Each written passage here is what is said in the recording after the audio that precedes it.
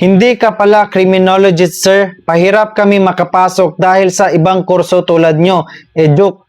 Just saying. Gusto nyo bang malaman ba't ako naging pulis na kahit hindi BS in Criminologist ang kinuha kong kurso? Sige, pagbibigyan ko po kayo para naman malaman ninyo na may mga rason ang ibang mga kurso na sumali sa Philippine National Police kahit hindi sila registered criminologist. Noong year 2015 po ay nag-aaral po ako sa University of Mindanao, Davao City Campus at ang kurso ko po doon ay Bachelor of Science in Criminology. Dahil sa hirap ng buhay at wala po akong ama na umaalalay sa akin at ang tanging ina ko lamang at ang kapatid ko ang nagpapaaral at lalong nagmamahalan po ang tuition fee, lalong-lalo na sa universidad na pinag-enrollan ko, ay napag-isipan ko pong huminto at mag-enroll na lang sa ibang eskwelahan. Dahil doon ay napag-isipan kong lumipat sa ibang mumurahin na eskwelahan at sa awa ng Diyos ako ay natanggap ng scholarship sa Commission of Higher Education or CHED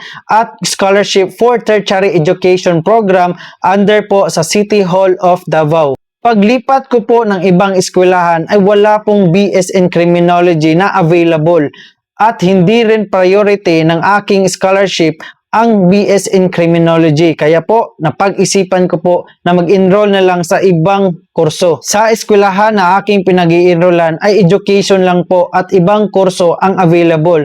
Kaya nag-research po ako kung pwede ba ang Bachelor of Secondary Education, major in Biological Sciences kung mag-apply ako sa PNP. At yun, under Republic Act number 1080, basta board passer ka, ay pwede ka pong mag-apply dito sa Philippine National Police. Sa totoo lang po ay wala po talaga akong pakialam na kahit secondary education ang kinuha kong kurso. Ang nasa isip ko lamang po ay makapagtapos at makapag-apply sa PNP after ng graduation ko. Alam ito ng aking mga classmates sa kolehiyo na compliance lang po ang kursong Bachelor of Secondary Education ko.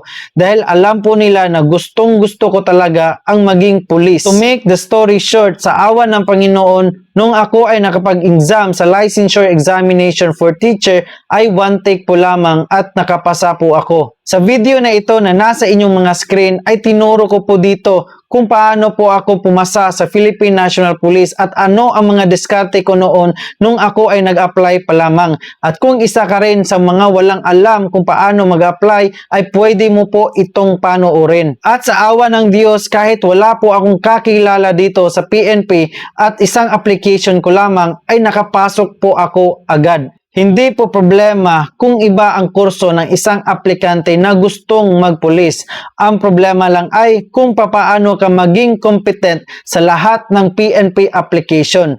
Nag-a-apply ka po ng trabaho at napaka-standard po ng Philippine National Police. Kaya hindi po pwede na qualified ka lamang sa papel. Dapat qualified ka sa lahat ng bagay at lalong-lalo na sa lahat sa iyong personalidad at iyong kakayanan. Kung meron kang natutunan, don't forget to follow at salamat po sa inyong panunood.